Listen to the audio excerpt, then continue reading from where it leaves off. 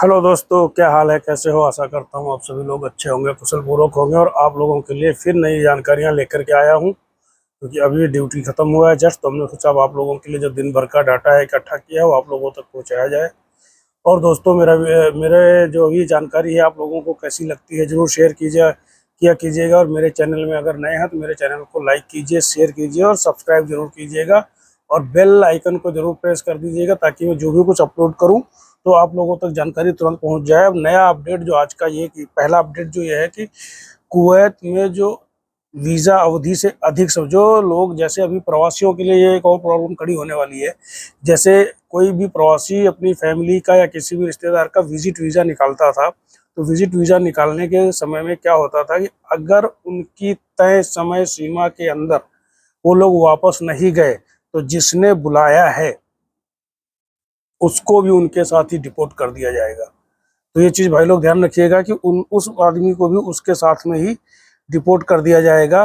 तो ये सबसे बड़ी एक अहम खबर थी कि जो उन लोग जो किसी को बुलाएगा वो उसके साथ में उसको, अगर वो लोग उस तय समय सीमा में नहीं जाते हैं तो उनको भी उन्हीं के साथ में उनको पकड़ के कि किसने इसको बुलाया था, उनको भी उसी चक्कर में डिपोर्ट कर दिया। दूसरा अपडेट यह है कि नौकरानियों की तस्करी के आरोप में 4 एशियन जो प्रवासी हैं वो गिरफ्तार किए गए हैं। ये बात घटना क्या है कि एशियाई राष्ट्रीयता के 4 व्यक्ति ऐसे पाए गए जो टैक्सी चालक थे, और आरोपों में उनको इसलिए गिरफ्तार किया गया। आपराधिक जांच में सामने ये आया है कि ये विशेष रूप से गिरफ्तारियां उनकी इसलिए हुई, कथित तौर पर ये कानून का उल्लंघन करते हुए घंटों के हिसाब से मेड्स वगैरह घरों में सप्लाई करते थे कि 1 घंटे 2 घंटे के लिए अगर किसी को काम करने वाली चाहिए तो ये लोग उनको उपलब्ध कराते थे। तो ये भी एक कुवैत की सरकार के हिसाब से गैर कानूनी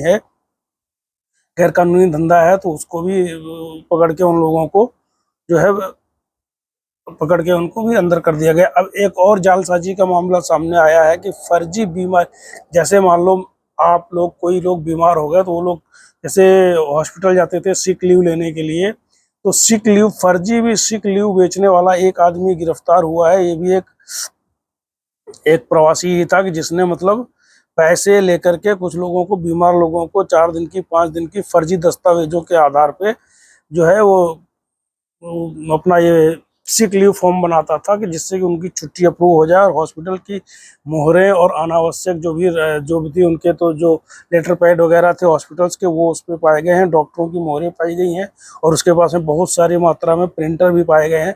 तो भाई लोग ये सब गलत काम आप लोग मत कीजिएगा। गलत काम करने से क्या होता है, बहुत ही बाद में मुसीबतों का सामना करना पड़ता है। और एक अफ्रीकन आदमी जो भी धोखाधड़ी और जालसाजी के आरोप में एक अफ्रीकन आदमी को भी गिरफ्तार किया गया है कि ये भी एक विशेष रूप से अपराधों में निपटाने के लिए सीआईडी विभाग ने अफ्रीकी नागरिक को पकड़ा है, जो विदेशी जो नकली पैसे बना करके बेचता था। बताओ ये क्या क्या लोग कर रहे हैं अभी, और उनको असली बता करके धोखाधड़ी कर रहा था।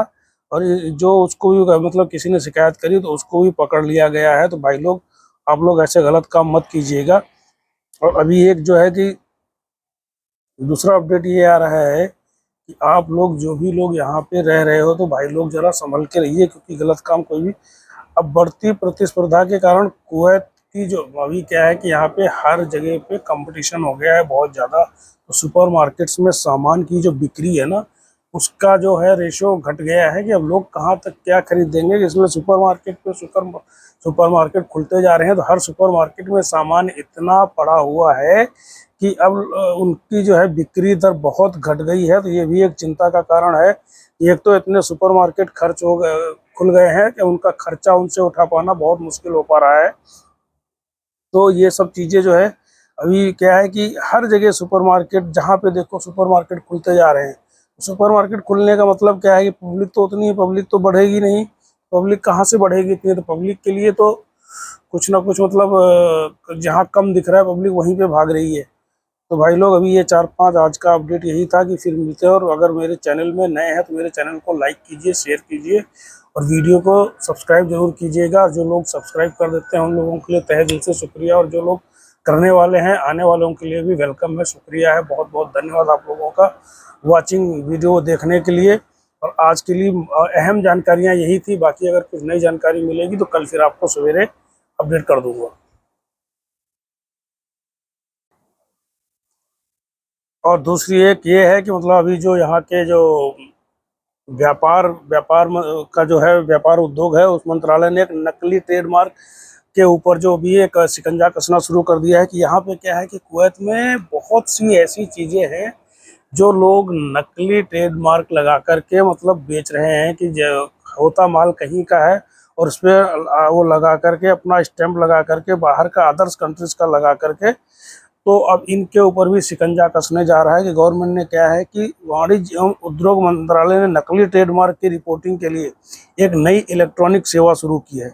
यह सेवा उपभोक्ताओं को मंत्रालय में इलेक्ट्रॉनिक ट्रेडमार्क सिस्टम के माध्यम से ट्रेडमार्क MOCI गवर्नमेंट कुवैत पर नकली ब्रांडों की रिपोर्ट करने के लिए अनुमति देता है कि आप लोग इस वेबसाइट पे जा करके अगर आपको कोई लगता है कि मैंने कोई सामान खरीदा है और उसकी ये नकली है, तो आप इस वेबसाइट पे जा करके उसकी कंप्लेंट करा सकते हैं, तो उसके खिलाफ जो है एक्शन लिया जाएगा।